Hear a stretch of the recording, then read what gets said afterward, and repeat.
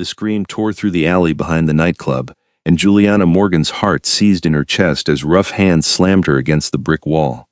She had only stepped outside for air. The music inside had been too loud, the crowd too thick, and her friends were lost somewhere in the pulsing mass of bodies on the dance floor. 5 minutes, she'd thought. Just 5 minutes of cool night air, and she'd go back in. But the man had been waiting in the shadows, and now his breath reeked of alcohol as he pressed closer, his fingers digging into her shoulders hard enough to bruise. "Pretty thing like you shouldn't be out here alone," he slurred. And Juliana tried to scream again, but his palm clamped over her mouth, muffling her terror into a pathetic whimper. Then suddenly the weight vanished. Juliana collapsed against the wall, gasping, and when she looked up, the world had changed. A figure stood between her and her attacker, tall and impossibly pale in the sodium glow of the streetlights. White hair fell past his shoulders like spun moonlight, and even from behind she could see the predatory grace in every line of his body. He held her attacker suspended against the opposite wall, long fingers wrapped around the man's throat with such casual strength that the drunk's feet dangled inches above the ground. The stranger turned his head slightly, and Juliana saw his profile. Sharp cheekbones, a cruel mouth, eyes that gleamed red in the darkness. Beautiful and terrible all at once. "Did he touch you?" His voice was velvet over steel, a trace of an accent she couldn't place making the words sound almost musical despite their edge. Juliana couldn't speak. Her voice had abandoned her entirely. She managed a nod, then realized he wasn't looking at her anymore. His attention had returned to the man struggling in his grip. "He did," she finally whispered. The temperature in the alley seemed to drop 10 degrees. The stranger's shoulders tensed beneath what she now saw was an expensive black coat, tailored perfectly to his frame. When he spoke again, his voice was soft, but it carried a promise of violence that made Juliana's skin prickle. "You touched something that was under my protection. There are laws about such things. Old laws." I didn't know," the drunk managed to choke out. Ignorance has never been an acceptable defense. The stranger tilted his head, considering. "But you are human and stupid, and tonight I am in a generous mood. You will leave this city. You will never return. And you will remember this moment every time you think about raising your hand to someone weaker than yourself." He released the man, who crumpled to the ground, coughing and gasping. When the drunk looked up, the stranger's eyes were blazing crimson, and something in that gaze made the man scramble backward with a cry of pure terror before stumbling to his feet and running. Then they were alone. The stranger turned to face Juliana fully, and she pressed herself against the wall, suddenly aware that she might have traded one danger for another. He was even more striking from the front features that seemed carved from marble. Skin so pale it was almost luminous, and those eyes that had dimmed from red to something darker but no less intense. He moved toward her with fluid grace, and she noticed he cast no shadow. "Are you hurt?" he asked, and there was something in his tone now that hadn't been there before. Concern, perhaps, or curiosity. "I'm fine," Juliana managed, though her voice shook. "Thank you, you saved me. I was passing by." He stopped a careful distance away, as though aware that coming closer might frighten her. "This neighborhood is not safe for humans after dark. You should not be here alone." "I wasn't alone. I came with friends. I just needed air." She was babbling now, shock making her tongue loose. "What did you mean under your protection? I don't even know you." Something flickered across his face. It might have been amusement. "No, you do not. But you are in my territory, and that makes you my responsibility whether you know it or not." He paused, studying her with an intensity that made her feel exposed. "What is your name?" "Juliana. Juliana Morgan, Juliana." He spoke it carefully, as though tasting each syllable. "I am Lucien Dracovar, king of the northern bloodline." He said it matter-of-factly, as though announcing he was a banker or a lawyer. Juliana felt a wild laugh bubble up in her throat. "King? Are you serious right now?" "Quite serious." His expression didn't change. "Though I understand you have no reason to believe me. Humans rarely do until they see proof they cannot deny." "Humans," she repeated slowly. The pieces were clicking together in her mind: the impossible speed, the inhuman strength, the red eyes. The way he moved like gravity affected him differently. "You're saying you're not human?" "I am vampire," Lucien said simply. "And before you ask, yes, we are real. We have always been real. Your kind simply prefers to pretend we are fiction." Juliana should have run. Every survival instinct she possessed was screaming at her to get away from this man, this creature who had just admitted to being a monster from nightmares and folklore. But she didn't run. She stayed pressed against the brick wall, staring at him, because he had saved her, because he had called her protected, because despite everything she didn't feel afraid of him. "Vampires are real," she said flatly. "Yes, and you're their king, one of several, but yes. This city and the surrounding territories belong to me." He moved slightly closer, and she noticed his movements were almost hypnotic in their fluidity. You believe me? It wasn't a question, but she answered anyway. I should think I'm in shock. I should think you're crazy. But I saw what you did, how fast you moved, how strong you are. She swallowed hard. And your eyes, they were red. They reflect my nature when I am angry. Lucien studied her face, and something in his expression softened fractionally. You are handling this with remarkable composure. I'm probably going to fall apart later, Juliana admitted. But right now I'm just grateful you showed up when you did. That man, she stopped, the memory of those grabbing hands making her stomach turn. He will not bother you again. He will not bother anyone again. Lucien's voice went cold. I have marked him. If he does not leave as I commanded, he will be found. And I will not be so merciful a second time. Marked him? He carries my scent now. Any vampire in the Northern Territories will know he has been warned by their king. And if he harms another, they will bring him to me for judgment. Lucien glanced toward the mouth of the alley, where the distant throb of music still pulsed from the club. You should return to your friends. They will be worried. But Juliana didn't move. She had 1,000 questions suddenly, 1,000 things she wanted to know about this impossible creature standing before her. Will I see you again? The question surprised them both. Lucien's eyes widened fractionally, and Juliana felt heat flood her cheeks. What was she thinking? He was a vampire, a king. Something so far beyond her world that they might as well exist in different dimensions. Perhaps, Lucien said finally. This is my territory. I walk these streets most nights. He hesitated, then added, if you are in danger again, call for me. Say my name. I will hear you. How? Juliana asked, but he was already moving away, backing toward the deeper shadows at the far end of the alley. Magic is not only for fairy tales, Juliana Morgan. Remember what I said. Stay safe. Then he was gone, dissolving into darkness so completely that she might have imagined the entire encounter. But her shoulders still ached where the drunk had grabbed her, and her heart still pounded with adrenaline and something else. Something that felt dangerously like fascination. Juliana took a shaky breath and walked back toward the club entrance. Her friends were going to think she was insane if she told them what had just happened. Hell, she thought she was insane. Vampires didn't exist. Kings of bloodlines didn't rescue random women in alleys. And said random women definitely didn't ask if they'd see their supernatural saviors again. But as she pushed through the club doors back into the noise and heat and press of humanity, she found herself looking over her shoulder, scanning the shadows for a glimpse of white hair and pale skin. The night had changed everything, and Juliana suspected her life would never be quite the same. She didn't see Lucien for 3 days, but she thought about him constantly. It interfered with everything: her job at the bookstore, her conversations with friends, her ability to sleep. She kept replaying that moment in the alley, the casual violence in how he'd held her attacker, the strange courtesy in how he'd spoken to her afterward, the way he'd said her name like it meant something. On the 4th night she went back to the alley. It was stupid, reckless.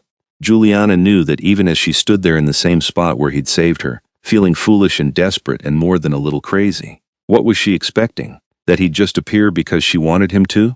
That she could summon a vampire king like calling a taxi? You should not be here. Juliana spun around so fast she nearly lost her balance. Lucien stood at the mouth of the alley, backlit by streetlights, his white hair glowing like a halo around his severe features. He wore different clothes tonight, dark pants and a shirt that looked silk even from a distance, but his expression was the same mixture of curiosity and something darker. You came, she breathed. I told you I walk these streets. He moved closer, and she saw his eyes were their normal color now, a deep crimson black that she somehow found beautiful. Why are you here, Juliana? Did something happen? No, nothing happened. She stopped, unsure how to explain. I wanted to see you again, to make sure I hadn't imagined everything. Lucien studied her for a long moment. You came looking for me, a vampire, knowing what I am. You saved me, Juliana said, and you called me protected. I just wanted to understand what that means. It means you are under my care. Lucien spoke carefully, as though choosing his words with precision. In vampire society, territory means responsibility. Everyone within my domain is mine to protect, whether they know of our existence or not. It is law, it is honor, it is duty. So you protect everyone in the city? Not personally. I have others who enforce my law, who watch over the humans in my territory. But when I am present and witness a threat, he trailed off, then added quietly, I could not have stood by and let him hurt you. Something in the way he said it made Juliana's pulse quicken. Because of duty, perhaps, Lucien said, but his eyes said otherwise. They stood in silence for a moment, and Juliana became acutely aware of how alone they were, how dark the alley was, how close he stood. She should have been afraid. Any rational person would have been afraid. but all she felt was an odd sense of rightness, as though this strange meeting was exactly where she was supposed to be. "Tell me about your world," she said impulsively. "Tell me what it's like to be what you are." Lucien's expression shifted, surprise flickering across his perfect features. "You want to know about vampires? I want to know about you." The words hung between them, heavy with implications neither of them acknowledged. Lucien looked at her for a long moment, and Juliana saw something in his face she hadn't expected: loneliness. Deep and ancient and so familiar it made her chest ache. "Walk with me," he said finally. "If you truly want to know, I will show you." Juliana didn't hesitate. She fell into step beside him as he led her out of the alley and down the street, away from the noise of the club district toward the older part of the city. They walked in comfortable silence for several blocks, and Juliana noticed how people unconsciously moved out of Lucien's path, how they seemed to sense something about him, even if they couldn't name it. "We are older than your recorded history," Lucien began as they turned down a narrow street lined with century-old buildings. "The first of our kind rose in the ancient world, when humans still worshipped gods who walked among them.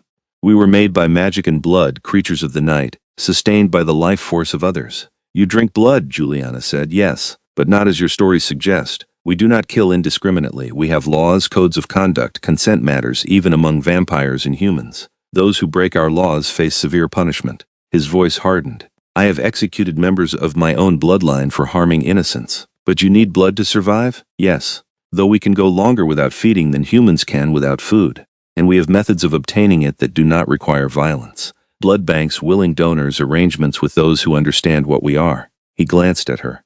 "Does this disturb you?" "It should," Juliana admitted. "But honestly, I'm more fascinated than disturbed.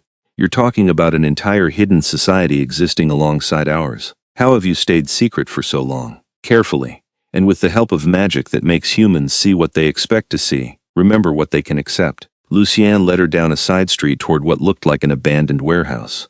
"But some humans know. Some choose to live in both worlds, and some," he paused at a nondescript door, "some become more than human."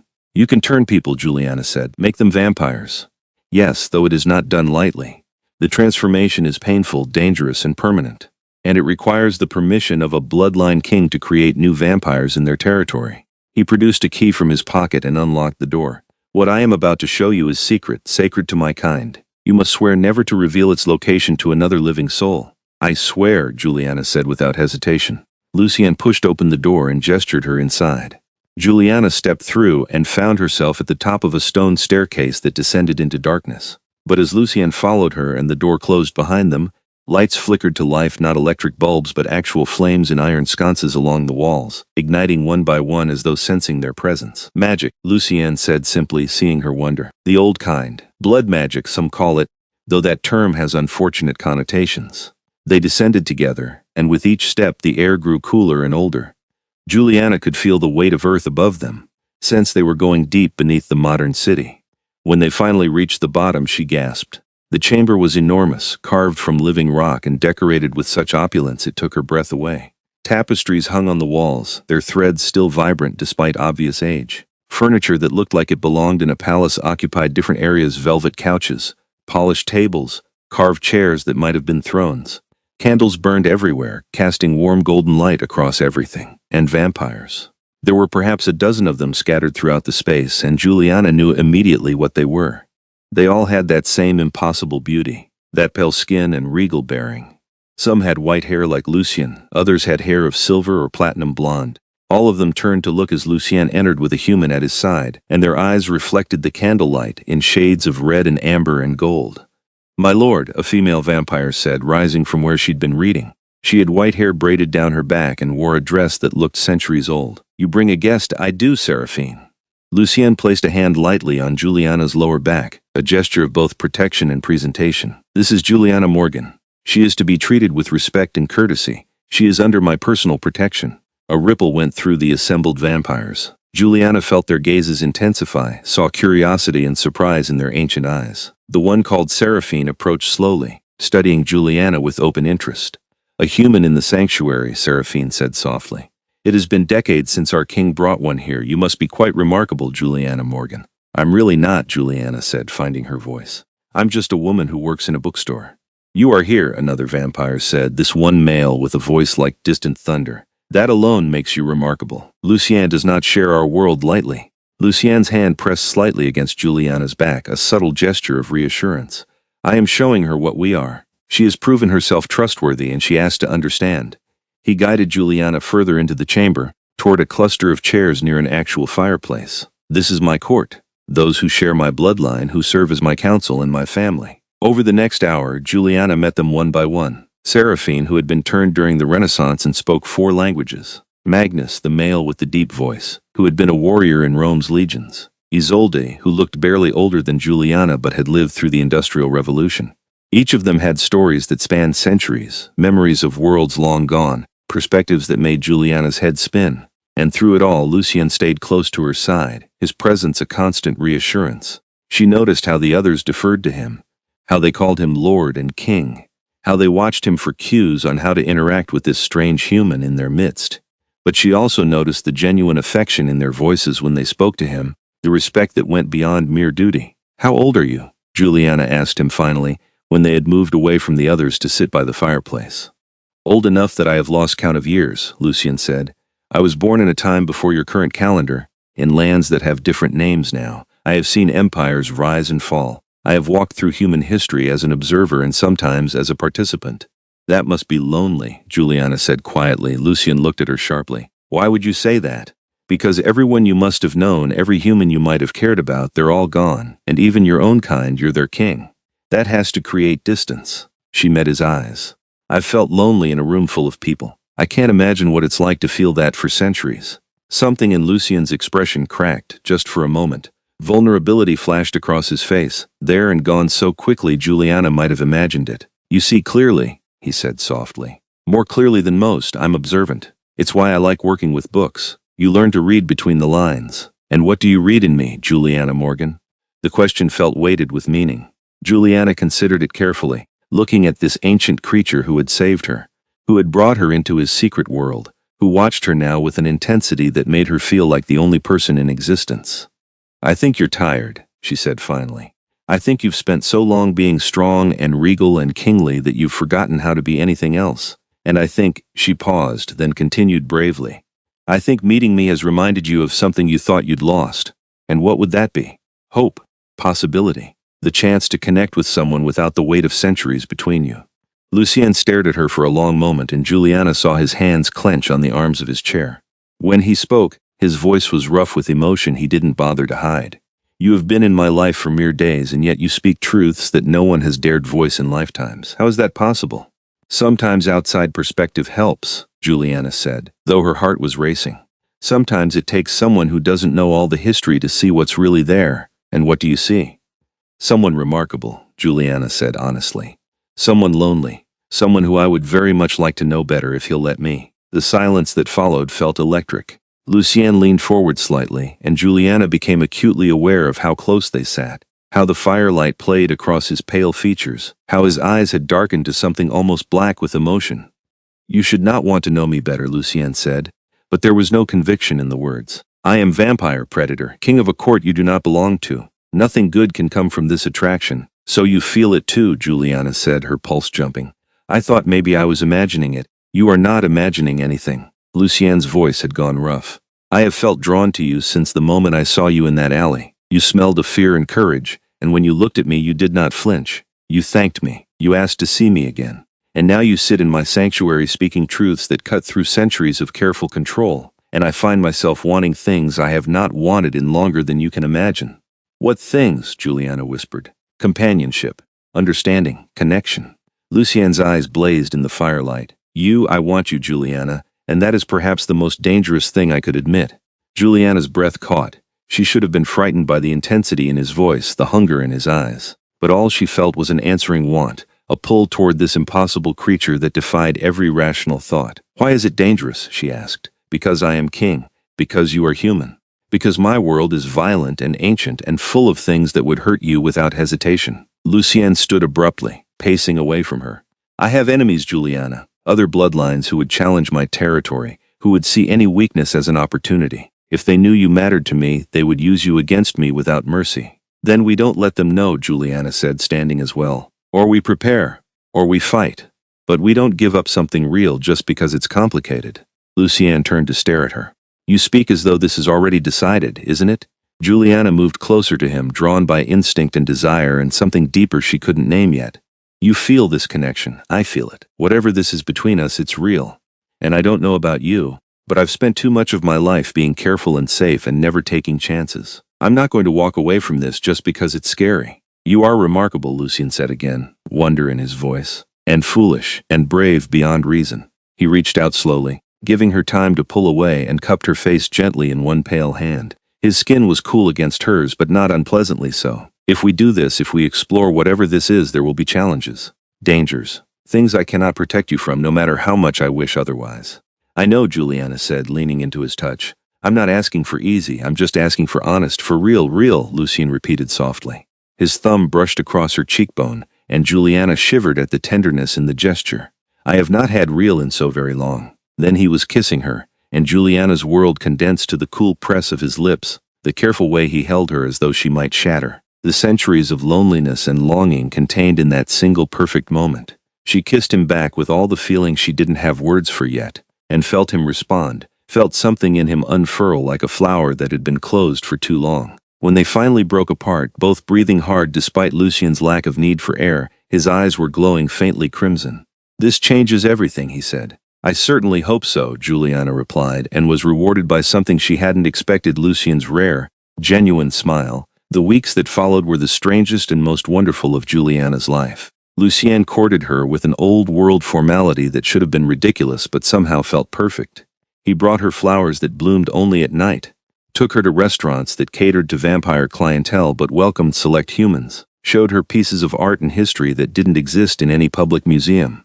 He was attentive and careful and utterly devoted in a way that made Juliana feel like the center of his universe. But he was also honest about the dangers. There are rules, he explained one evening as they walked through a private garden beneath his sanctuary. Moonlight filtered through glass panels in the ceiling, and night-blooming jasmine perfumed the air. Blood laws that govern our kind. The most important is consent. We may not take blood from an unwilling human. The second is territory. We do not hunt in another vampire's domain without permission. The third is secrecy. We do not reveal ourselves to humans who cannot be trusted. And I'm trusted? Juliana asked, her hand tucked into the crook of his elbow as they strolled. You are known to my court now. They understand you are mine to protect, and they have accepted your presence. Lucien paused by a fountain where water trickled over stone. But there are other bloodlines, Juliana. Other kings and queens who do not know you, who might see you as either a curiosity or a threat. How many other bloodlines are there? 4 major ones in this part of the continent. The Eastern Court, ruled by Queen Ravenna. The Southern bloodline, led by King Theron. The Western Dominion under Lady Morgoth. And my own northern territories. He turned to face her, his expression serious. We maintain a careful peace through treaties and councils. But peace among immortals is always precarious. We have long memories and longer grudges. Have you made enemies? Juliana asked quietly. Many. Some deserved, some unavoidable. Lucien's jaw tightened. Theron in particular resents my power. He is younger than I, more volatile, and he believes he should rule a larger territory. He has tested my borders before. What happened? I reminded him why I am king and he is not. Lucien's eyes flashed red for a moment. But he is patient and clever, and I do not doubt he waits for any opportunity to challenge me again. Juliana absorbed this, understanding the implicit warning. Being with Lucien meant being part of this world of ancient politics and supernatural dangers. It should have terrified her. Instead, she found herself squaring her shoulders and meeting his eyes steadily. Then we'll be careful. But I'm not going anywhere, Lucien. You're not getting rid of me that easily. His expression softened, and he pulled her close, tucking her against his chest. Juliana rested her head over where a heart should beat still and silent, but somehow no less comforting, and let herself feel safe in his arms. I do not wish to be rid of you, Lucien murmured against her hair. I wish to keep you forever, though that is its own kind of cruelty. Why cruel? Because I am immortal and you are not. Because I will watch you age and die while I remain unchanged. Because eventually I will have to let you go, and that thought is already unbearable. Juliana pulled back to look up at him. We're getting ahead of ourselves. Let's focus on now, on what we have. The future will take care of itself. Spoken with the optimism of the young, Lucien said. But there was fondness in his voice. Very well. We will take each moment as it comes. But the future arrived sooner than either of them expected. It came on a Tuesday evening when Juliana was closing up the bookstore. She was alone, counting the register and humming softly to herself, thinking about meeting Lucien later at the sanctuary. She didn't hear the door open behind her, didn't sense the presence until a voice spoke from the shadows. So this is the human who has captured our esteemed Northern King's attention. Juliana spun around and found herself face to face with a vampire she'd never seen before. He was tall and handsome in the way they all were, but his pale features held a cruelty Lucian's lacked. His white hair was shorter than Lucian's, and his eyes gleamed with malicious intelligence. "Who are you?" Juliana managed, her hand instinctively reaching for her phone. "I wouldn't do that," the vampire said pleasantly, moving with that same impossible speed to pluck the phone from her grip before she could dial. "We're going to have a civilized conversation, you and I. My name is Theron, king of the Southern bloodline, and you are a problem I need to solve." Terror flooded through Juliana's veins, cold and sharp. This was Lucian's rival, the vampire he had warned her about. "I'm not anyone's problem. I'm just a human who has caught the attention of the North's most powerful vampire," Theron interrupted. "Don't insult both our intelligence by pretending otherwise. Lucian has been seen with you. He has brought you into his sanctuary, introduced you to his court, claimed you under his protection. Such actions have not gone unnoticed." "What do you want?" Juliana asked, forcing herself to stand tall despite her fear. "Information first. I want to understand what makes you special. What could possibly interest an ancient like Lucian in someone so?" He waved a hand dismissively. "Ordinary, then you'll be disappointed," Juliana said. "I'm exactly as ordinary as I seem. I work in a bookstore. I read too much. I have student loans and a cat and no particular special qualities whatsoever. Yet he cares for you." Theron circled her slowly, and Juliana fought the urge to bolt. "That in itself is special. Lucien has not cared for anyone in centuries, and that creates opportunity." "Opportunity for what?" "For leverage." Theron stopped in front of her, his red eyes gleaming. "You see, I have been patient. I have waited for the right moment to challenge Lucien's supremacy. But he is old and powerful, and a direct confrontation would be costly. However, if I had something he valued, something he would trade for, understanding crashed through Juliana. "You want to use me against him?" "How astute. Yes, I want to use you. I want to draw Lucien out, make him act rashly, force him into a position where he must choose between his power and his heart." Theron leaned closer. "And then, when he is weak and vulnerable, I will take what should have been mine all along." "He'll kill you," Juliana said with more confidence than she felt. "You're threatening what's his. He won't let that stand, perhaps, but the attempt will be entertaining regardless." Theron reached out and grabbed her arm, his grip like iron. "Now we're going to take a little journey, you and I. And you're going to be very well behaved, because if you're not, I'll start killing every human in this bookstore district until you cooperate. Understood?" Juliana's mind raced. She could scream, but Theron would silence her before help arrived. She could fight, but he was impossibly strong. Her only chance was to play along and hope that Lucien would find her. And then she remembered. "Lucien," she said clearly, looking Theron directly in the eyes. "Lucien Dracovar, I need you." Theron's expression flickered just for a moment before he recovered. "Clever, but it won't matter. He cannot track you across the city fast enough to prevent me from moving you." He didn't get to finish. The door to the bookstore exploded inward, wood splintering as though hit by a truck. Lucien stood in the wreckage, and Juliana had never seen him look so terrifying. His eyes blazed pure crimson, his face twisted with rage, and the air around him seemed to shimmer with barely contained power. "Release her," Lucien said, and his voice was death itself. "Now." Theron's grip on Juliana tightened, and she gasped in pain. "I think not. We were just getting to know each other. Perhaps you should join us, Lucien. We have much to discuss about territorial boundaries," and Lucien moved. One moment he was at the door. The next he had crossed the entire store and slammed Theron against the wall so hard the bookshelves shook. Juliana stumbled backward, freed from the other vampire's grip, and watched with wide eyes as the two ancient creatures faced off. "You dare," Lucien snarled. His hand wrapped around Theron's throat in an exact mirror of how he'd held Juliana's attacker weeks ago. "You dare come into my territory, threaten what is mine, lay hands on her? She's just a human," Theron gasped, but there was fear in his eyes now. "A pet, a passing fancy."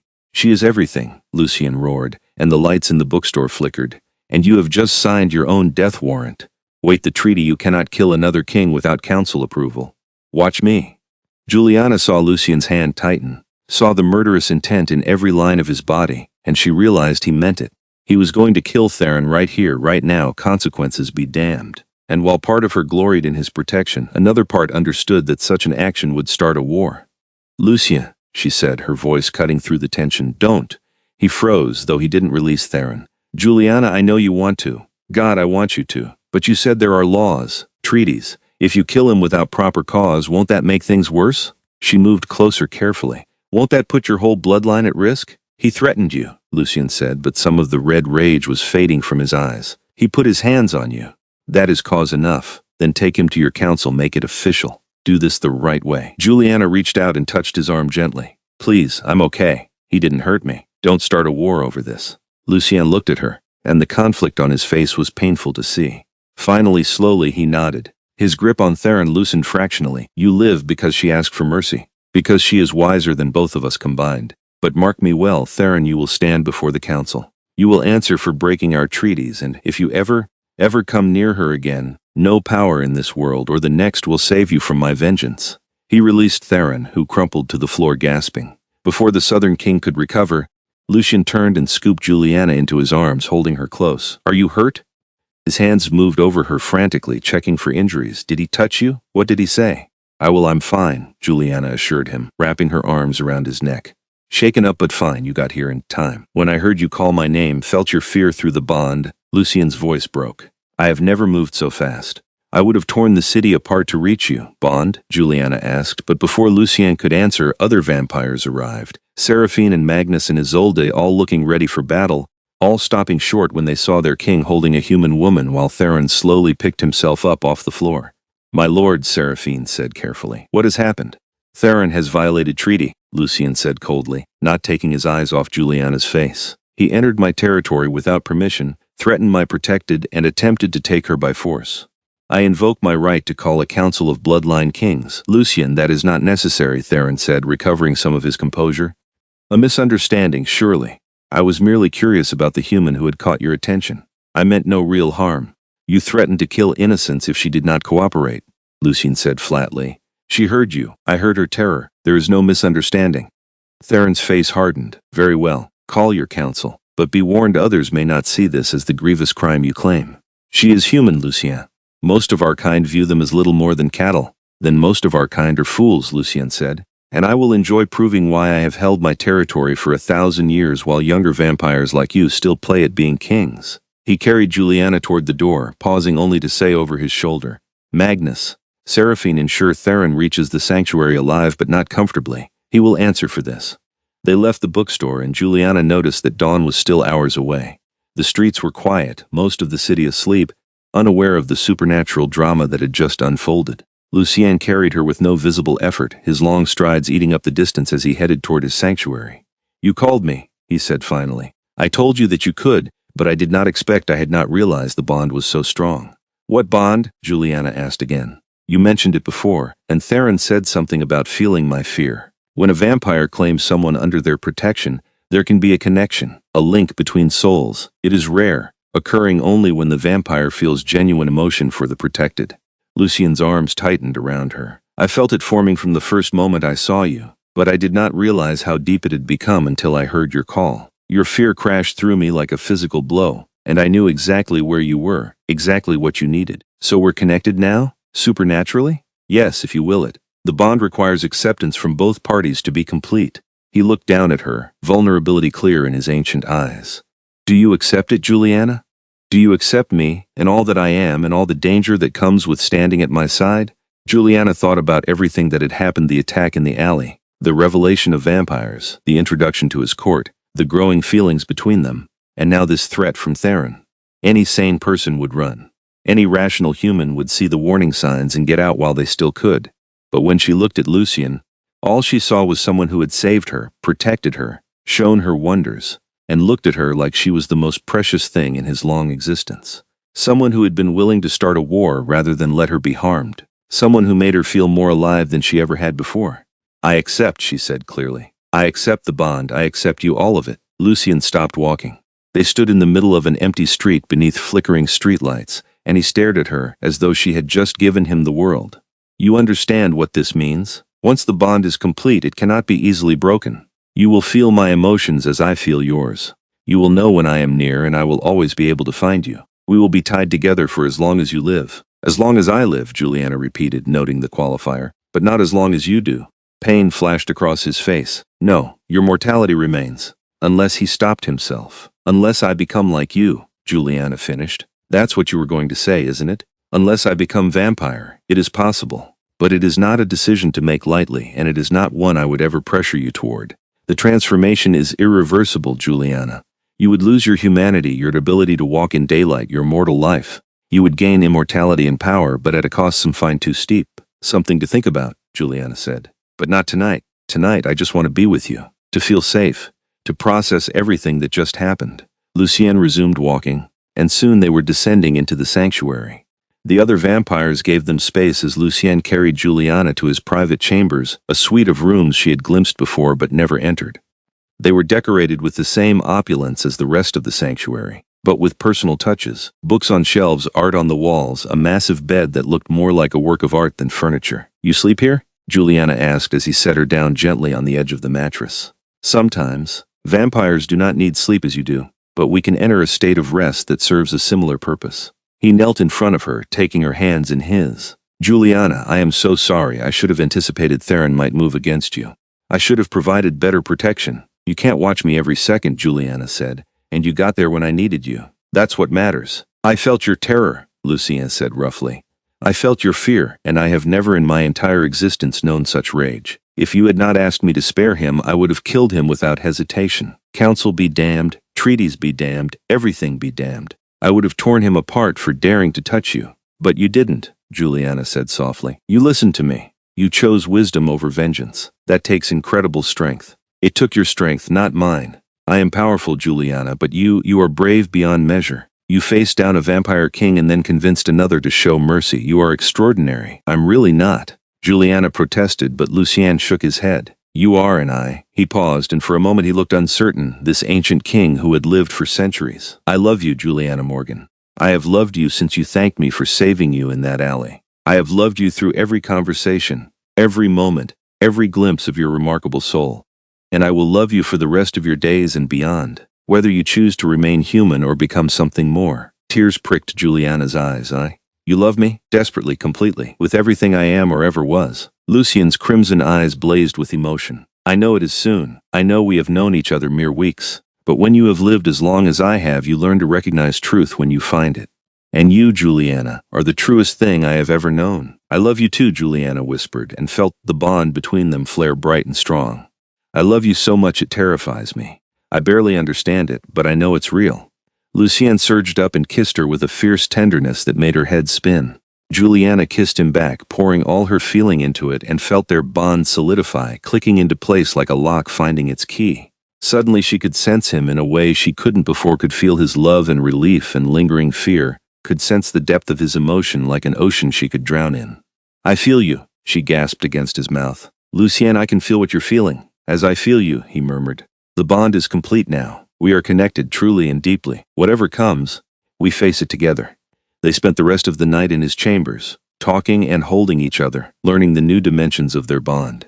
Juliana felt safe for the first time since Theron's appearance, wrapped in Lucien's arms, surrounded by his presence both physical and emotional.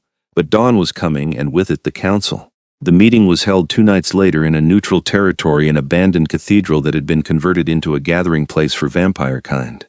Juliana accompanied Lucien despite his initial protests, and found herself standing in a cavernous space lit by hundreds of candles while vampire royalty assembled.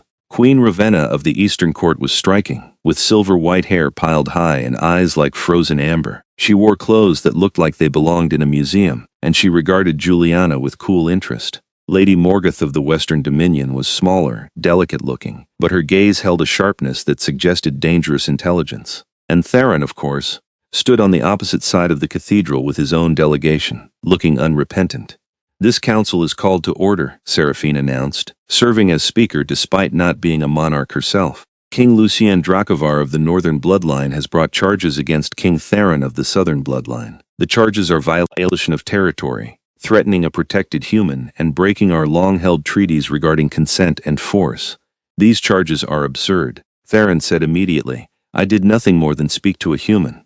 If Lucien has become so besotted with a mortal that he sees threats where none exist, that is his failing, not mine. You threatened to kill innocents if she did not comply with your demands." Lucien said coldly, "She heard you. I felt her terror through our bond. There is no ambiguity here." Ravenna leaned forward, her amber eyes sharp. "Bond? Lucien, have you formed a soul bond with a human?" "I have," Lucien said without hesitation.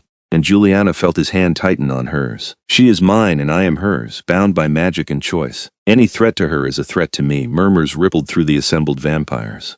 Morgoth spoke for the first time, her voice surprisingly gentle. A soul bond has not been formed in this territory for nearly a century.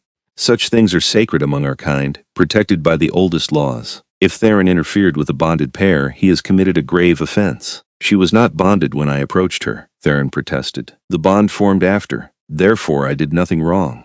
The bond was forming, Lusa countered. I had claimed her under my protection. She was mine in every way that mattered, and you knew it. You sought to use her against me, to provoke me into rash action. That alone is grounds for punishment under our laws. Enough, Ravenna said, her voice cutting through the argument. Let the human speak. If she was present, if she heard Theron's words, then she can testify to what occurred. All eyes turned to Juliana, and she fought the urge to hide behind Lucien. Instead, she stepped forward, squaring her shoulders and meeting the vampire queen's gaze. He told me he wanted to use me as leverage against Lucien. He said he would kill humans in my neighborhood if I didn't cooperate. He grabbed me and was trying to take me somewhere when Lucien arrived. Did he hurt you? Morgoth asked, genuine curiosity in her tone. He frightened me, but Lucien stopped him before he could do any real harm. Ravenna studied her for a long moment, and Juliana felt like those amber eyes could see straight through to her soul. You are brave for a human. Most would not dare speak before a council of vampires. Most humans don't fall in love with your king, Juliana replied, and felt Lucien's surprise and pride through their bond. But I did, and I'll protect what's mine just as fiercely as he protects me. A ripple of something that might have been approval went through the assembled vampires. Even Theron looked taken aback. Ravenna's lips curved in the faintest smile. She has spirit. I begin to understand your fascination, Lucien. The queen turned her attention to Theron. The evidence is clear. You violated established territory. You threatened a protected human, and you attempted to use her against her bonded vampire. These are serious crimes under our laws. She is human, Theron spat. When did we begin caring so much about the feelings of cattle? When one of our own claimed her as a soul-bonded mate, Morgoth said sharply. Soul bonds are sacred, Theron. You of all vampires should know this. Your own sire was soul-bonded once. Theron's face twisted with something that might have been old pain. And look where that got him. Destroyed when his human died. Soul bonds are weakness. Soul bonds are strength, Lucien said quietly. They are what separate us from mindless predators. They are what make us capable of caring for something beyond power and blood. Your sire was not destroyed by his bond, Theron. He was destroyed by his inability to accept his mate's mortality. There is a difference. Enough philosophy, Ravenna declared. We vote, all in favor of finding Theron guilty of violating sacred law. Lucien's hand shot up immediately. After a moment, Morgoth raised hers as well. Ravenna studied Theron for a long moment before raising her own hand. The council finds you guilty, Ravenna announced. Your punishment is restriction. You are forbidden from entering the northern territories for 1 century. You will surrender a portion of your southern lands to serve as neutral territory. And you will provide formal apology to both King Lucien and his bonded mate. Theron's face went white with rage, but he clearly knew better than to argue against a unanimous council decision. As you say, he forced out. He turned to Lucien and Juliana, and the look in his eyes was pure hatred. My apologies for any offense caused. Accepted, Lucien said coldly, though Juliana felt his suspicion through their bond. This wasn't over, not really. Theron would remember this humiliation, but for now they had won. The council dispersed, and Lucien led Juliana out of the cathedral into the night. He was quiet as they walked, his mind churning with thoughts she could sense but not quite understand through their bond. What are you thinking? She asked finally. That we have made an enemy for life. That Theron will not forget this. Lucien's jaw was tight. That I have potentially put you in danger by bringing you into this world. I was already in danger, Juliana pointed out. And I'd rather face it at your side than hide away pretending vampires don't exist. She tugged him to a stop. Lucien, look at me. He did, and the vulnerability in his ancient eyes made her heart ache. I love you, she said firmly. I choose you. I choose this life, this world, all of it. Yes, it's dangerous. Yes, there will be challenges. But what we have is worth fighting for. You are so certain, Lucien said wonderingly. I am, are you? More certain than I have been about anything in centuries. He pulled her close, resting his forehead against hers. I love you, Juliana Morgan, and I will spend every remaining day of your life proving it. Every remaining day of my life, Juliana repeated thoughtfully. About that. Lucien pulled back to look at her searchingly. What are you saying? I've been thinking about what you said. About transformation. About immortality. Juliana took a deep breath. I'm not ready yet. I want to think about it more, talk to people who have made that choice. But I'm not saying no, Lucien. I'm saying maybe. Someday, hope blazed in his eyes so bright it almost hurt to see. You would consider becoming vampire? For me? For us, Juliana corrected. Because I can't imagine a future without you in it. Because the thought of growing old while you stay the same, of leaving you alone again after you've finally found someone, it breaks my heart. She cupped his face in her hands. I need time to fully understand what I'd be giving up and what I'd be gaining. But if it means forever with you, then yes, I would consider it. Lucien kissed her with a desperate tenderness that made her knees weak. Through their bond, she felt his relief and love and the fierce protectiveness that defined him. When they finally broke apart, both slightly breathless, he rested his forehead against hers again. Take all the time you need, he murmured. I have waited centuries for you. I can wait as long as you require. But know this, whether you choose mortality or immortality, whether we have 50 years or 500, I am yours. Completely and eternally yours. And I'm yours, Juliana whispered back. Now take me home. I want to be somewhere safe and quiet with you. He did, carrying her through the night streets to his sanctuary, to his chambers, to the massive bed where they spent the rest of the night learning each other, deepening their bond, and building the foundation of whatever future they would share.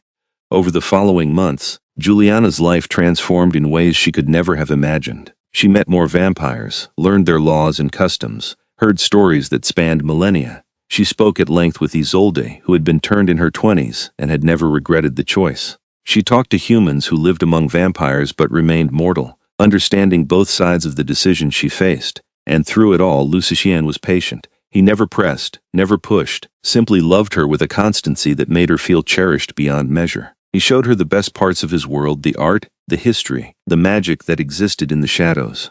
But he was honest about the difficulties too, the isolation that could come from outliving everyone you loved, the constant vigilance required to hide from a world that feared what it didn't understand, the weight of immortality. Some humans thrive as vampires, he told her one evening as they walked through his underground gardens. They embrace the power and the eternity. Others struggle with the loss of their humanity, the distance it creates from their mortal families. I will not lie to you, Juliana, it is a difficult transformation, and not everyone adjusts well. But you think I would? Juliana asked. I think you are strong enough to make any choice work, Lucien said honestly. Whether you choose to remain human or become vampire, I believe you will find a way to be happy, because that is who you are, someone who faces challenges head-on and refuses to break. Juliana squeezed his hand, grateful for his honesty. What would you prefer? If you could choose for me, what would you want? Lucien was quiet for a long moment. Selfishly, I would want you to become immortal. I would want centuries with you, not mere decades. I would want to never fear losing you to age or illness or the simple passage of time. He turned to face her, his crimson eyes serious. But selflessly, I want you to choose what makes you happiest. If that is remaining human, living a natural lifespan, experiencing mortality in all its beauty and brevity, then I will cherish every moment we have and let you go when the time comes. Even though it will destroy me, you wouldn't move on? Juliana asked quietly. After I died? You wouldn't find someone else eventually? No, Lucien said simply. Soul bonds are once in an immortal lifetime, Juliana. If you remain human and die, I will continue existing. But I will never bond again, never love again. You are it for me, the only one. The weight of that settled over Juliana. The idea that her choice would determine not just her own fate but his happiness for potentially thousands of years was daunting. But it also made something crystallize in her mind, a certainty that had been growing for months. I want to be transformed, she said clearly. Not today, not this month, but soon, within the year. I want forever with you, Lucien. I want to walk through centuries at your side. I want to never have to say goodbye. Lucien stared at her, and she felt through their bond the explosion of joy and relief and love that her words caused. You are certain? I'm certain. I've thought about it from every angle. Yes, I'll miss sunlight. Yes, I'll be different from my human family. But they already know something has changed in my life. They can tell I'm happier, more focused, more alive than I've ever been. And that's because of you. She moved closer, wrapping her arms around him. I choose you. I choose us. I choose forever. Lucien crushed her to him, and Juliana felt moisture on her hair. He was crying, she realized with wonder. This ancient vampire king was crying tears of joy because she had agreed to spend eternity with him. Thank you, he whispered roughly. Thank you for choosing me, for choosing this life. I swear to you, Juliana, I will spend every moment of forever making sure you never regret this decision. I know you will, Juliana said, and through their bond she shared her certainty, her love, her absolute faith in him and what they were building together. The transformation was planned for the next full moon, in accordance with vampire tradition. Juliana spent the weeks leading up to it saying careful goodbyes to her human life, not permanent goodbyes, but acknowledgments that things would change. She told her parents she was moving in with someone she loved, which was true enough. She quit her job at the bookstore, though she planned to help Lucien open a supernatural library in his sanctuary. She made peace with the life she was leaving behind, and she learned what the transformation would entail. It will hurt, Seraphine warned her gently as they prepared. The change from human to vampire is not gentle. Your body must die and be reborn. Your heart will stop, your organs will cease their mortal functions, and then the magic will remake you, fueled by Lucien's blood and your own will to survive. How long does it take? Juliana asked. Hours for the initial transformation, then days of adjustment as your body learns its new nature. Seraphine studied her with something like respect. You are brave to choose this knowingly. Many who are turned have it forced upon them or do not understand what they are accepting. I understand, Juliana said, and I'm ready. The ceremony was held in the deepest part of the sanctuary in a chamber carved from obsidian that gleamed in candlelight. Lucien's entire court was present, witnesses to the transformation. Juliana wore a simple white dress, her hair loose down her back, and when she met Lucien's eyes across the chamber, she saw his love and concern and fierce determination. Are you ready? He asked, taking her hands in his. I'm ready, Juliana confirmed. Turn me, make me yours in every possible way. Lucien cupped her face gently, his thumb brushing across her cheekbone one last time. This is your last chance to change your mind. Once I begin, there is no going back. You will die as a human and be reborn as vampire, or you will simply die. The transformation does not always take. It will take, Juliana said with certainty. Our bond is strong, your blood is strong, and I am strong. I'm not going anywhere, Lucien. I'm choosing to stay with you forever. He kissed her then, soft and sweet, a goodbye to her humanity and a promise of their immortal future. Then he pulled back, and his eyes began to glow crimson. Lie down, he instructed gently, gesturing to a raised platform in the center of the chamber. Juliana did, her heart pounding. This was it. This was the moment everything changed. She felt Lucien's presence beside her, felt his hand take hers, and through their bond she felt his absolute focus. I love you, he said. Remember that, through the pain, through the darkness. Remember that I love you and I am with you. I love you too, Juliana whispered. Then he bit her. The pain was immediate and shocking, but not in the way she expected. It wasn't the pain of injury but of transformation, of every cell in her body being rewritten. Lucien's venom flowed through her veins like liquid fire, and she heard herself scream but couldn't stop. I'm here, Lucien's voice came through the agony. I'm with you. Keep fighting, beloved. Keep holding on. She felt him cut his own wrist, felt him press it to her mouth. Drink, he commanded. Take my blood. Let it remake you. Juliana drank, and Lucien's blood was like nothing she had ever tasted. Power and eternity and magic all combined. It burned going down, but she kept drinking because he told her to, because she trusted him absolutely. The world began to fade. Her heart was slowing, each beat taking longer than the last. She was dying. Actually, truly dying. Terror spiked through her, but then she felt Lucien's presence in her mind, solid and unshakable. I'm here, he said again. You're not alone. Let go of your humanity, Juliana. Let it fall away, and then come back to me. Come back as what you were meant to be. She let go. The darkness swallowed her completely, and for a timeless moment Juliana floated in nothing. No sight, no sound, no sensation, just void. And then slowly things began to return, but different. She could hear everything, every whisper in the chamber, every breath, every heartbeat of the watching vampires. She could smell blood and stone and magic, and when she finally opened her eyes, the world was sharper than it had ever been. Every detail crystalline clear. Lucien's face hovered above hers, and she saw every plane and angle with perfect clarity. Saw the tears tracking down his cheeks, saw the desperate hope in his eyes. Juliana, he whispered. Are you with me? She tried to speak, found her throat was dry. When she finally managed words, her voice sounded different. Richer. I'm here. I'm still here. Lucien made a sound between a laugh and a sob, and then he was kissing her, and Juliana could taste him in ways she never had before, could feel the power in him, the age, the magic. And she realized she felt that power in herself now too. She was vampire, immortal, forever his. It worked, she said wonderingly, sitting up carefully. Her body felt different, stronger, more coordinated, more alive despite technically being undead. Lucien, I can feel everything. It's incredible. You're incredible, he said roughly, helping her stand. Look at yourself. Someone held up a mirror, and Juliana gasped at her reflection. Her skin had paled to porcelain white, luminous and perfect. Her hair had lightened several shades, not quite white but heading that direction.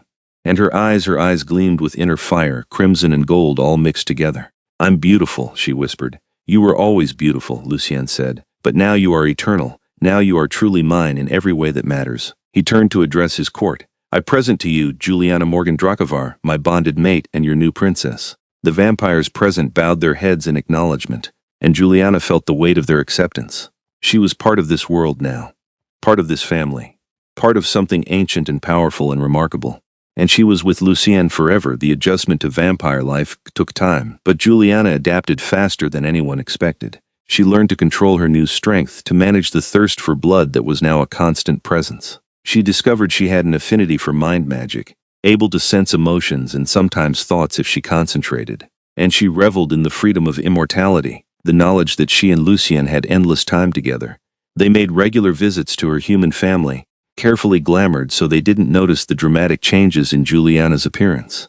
She told them she and Lucien had gotten married in a private ceremony, which was essentially true. They had performed vampire bonding rites that were far more binding than any human marriage. Her parents adored Lucien and were happy to see their daughter so obviously in love. Months turned into years, and Juliana grew into her power. She became not just Lucien's mate but his partner in ruling the northern territories. She was fair but firm with their subjects, compassionate but strong when needed.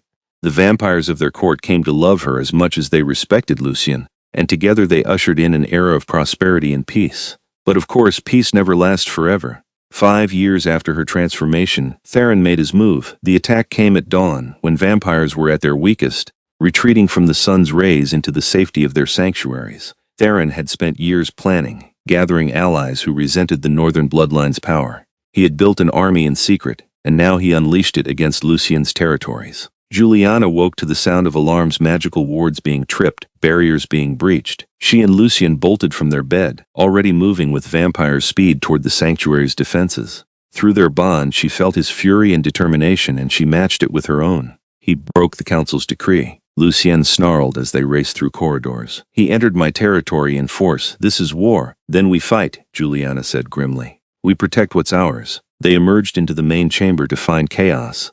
Theron's forces had breached the outer defenses and were fighting their way deeper into the sanctuary. Vampire battled vampire with deadly grace, and the air stank of blood and magic. Seraphine commanded the defense, her white hair wild as she coordinated their forces. My lord, my lady, she called when she saw them.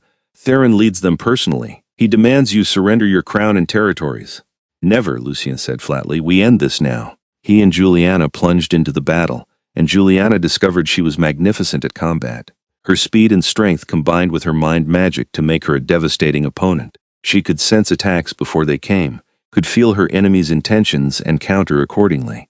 And through their bond, she and Lucien fought as one, anticipating each other's moves, protecting each other's weaknesses. They carved through Theron's forces toward where the Southern King stood directing his army.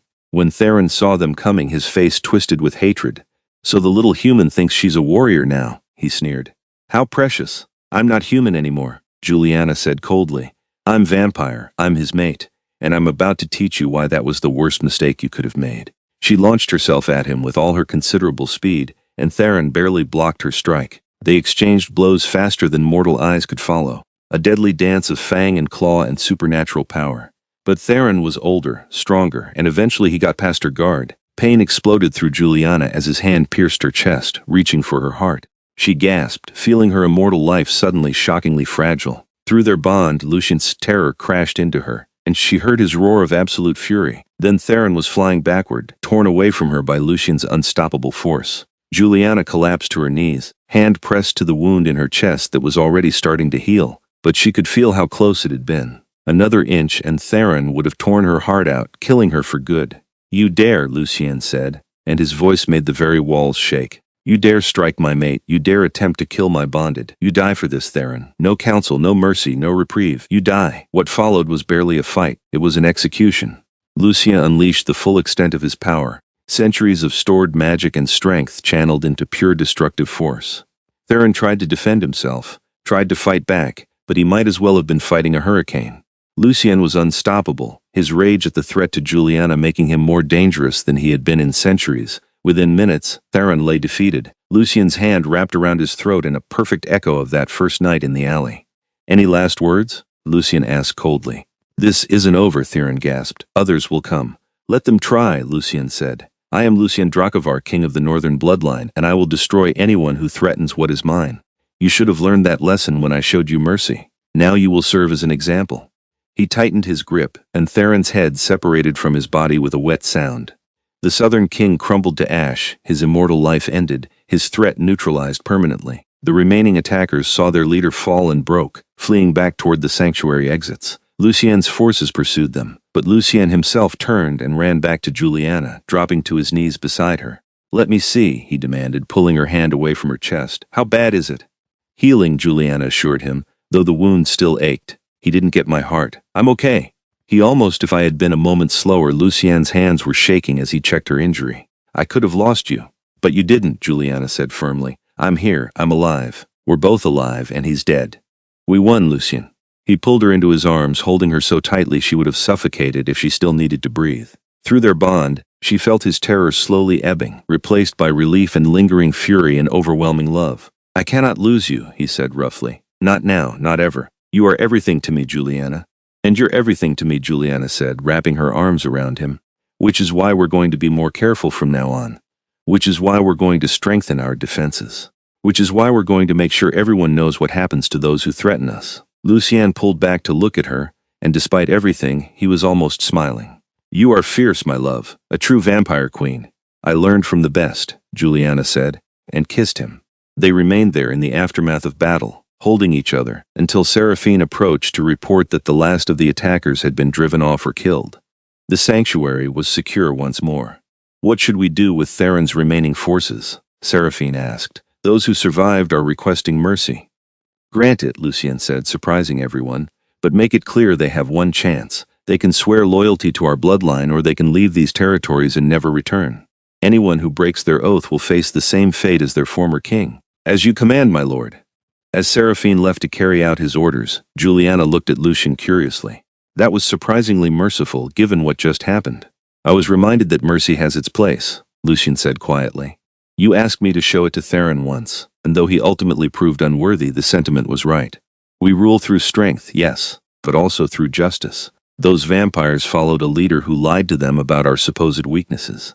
They deserve a chance to choose better. You're a good king," Juliana said, "and you're going to be an even better one now that you don't have to worry about Theron anymore." They spent the next weeks fortifying their territory and accepting oaths from Theron's former followers. Most chose to join the northern bloodline rather than face exile, and Lucien welcomed them fairly but firmly. Word spread through the vampire world about what had happened, how the Northern King had destroyed another monarch who threatened his mate, how the new vampire princess had fought alongside her, bonded with deadly grace. And slowly, gradually, things settled into a new normal. Years continued to pass, turning into decades. Juliana watched the modern world evolve around them, technology advancing, societies changing, but the supernatural world remaining largely constant. She and Lucien ruled their territories with wisdom and strength, dealing with the occasional challenge but mostly enjoying the peace they had fought so hard to achieve. They traveled extensively, visiting places Lucien had known in his youth that were now utterly transformed. He showed her ruins that had been thriving cities in his mortal life, took her to monuments he had watched being built, and Juliana, who had always loved history, found herself living through it in a way she never could have as a human. But the best moments were the quiet ones.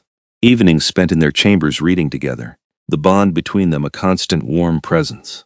Nights walking through the city they protected, hand in hand, watching humanity go about its business unaware of the vampires in their midst. Mornings spent in their garden, watching night-blooming flowers close as dawn approached. On their 50th anniversary, 50 years since that night in the alley, when Lucien had first saved her, they stood together on the balcony of a castle he owned in the mountains, watching the sunset. They could stay awake through daylight now, safely inside, though they could never again walk beneath the sun itself. "Do you ever regret it?" Lucien asked quietly. "Giving up your mortality, your human life?" "Never," Juliana said immediately. "Not for a single moment. I got to spend 5 decades with you, and I'll get to spend 5 more and 50 more after that. How could I possibly regret that?" "You could have had children," Lucien said. "A normal family, sunlight on your face. All the things humans take for granted." "I have you," Juliana said simply. "I have your court, which has become my family. I have purpose and power and love beyond anything I dreamed of in my human life. Yes, I miss sunlight sometimes. Yes, there are trade-offs. But Lucien," she turned to face him fully, "I have never been happier than I am with you. Not once in 50 years have I wished I had made a different choice." Lucien's eyes gleamed crimson with emotion, and he pulled her close. "I love you," he said, I have loved you for 50 years, and I will love you for 50,000 more if the world allows it. I love you too, Juliana said. My king, my mate, my forever. They kissed as the sun set fully beyond the mountains, and through their bond they shared everything 50 years of memories, of battles fought and won, of challenges overcome together, of quiet moments and grand adventures. They shared their absolute certainty that they had found in each other something rare and precious and eternal. And as darkness fell completely and the stars emerged overhead, they stood together on that balcony. Vampire king and queen, bonded mates, eternal partners in all things, ready to face whatever the future brought them. Because they had each other, and that would always be enough.